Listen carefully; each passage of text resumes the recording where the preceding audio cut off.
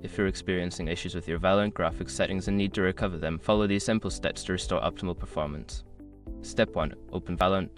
Launch the Valorant game on your computer. Ensure that you are logged into your account and are on the main menu. Step 2. Access Settings.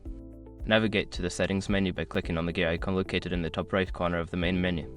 This will open the Settings window where you can adjust various game options. Step 3. Reset Graphics Settings.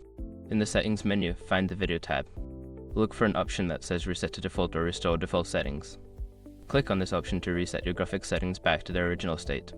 Step 4. Adjust Graphics Settings. After resetting, you may want to customize your graphics settings according to your preferences. Adjust options such as resolution, quality, and frame rate to suit your system's capabilities and your personal preferences. Step 5. Save and exit. Once you have made your adjustments, make sure to click the Apply button to save your changes. After that, exit the Settings menu and return to the game to see if the graphics settings are functioning properly. By following these steps, you should be able to recover your Valorant graphics settings quickly and efficiently. Enjoy your game.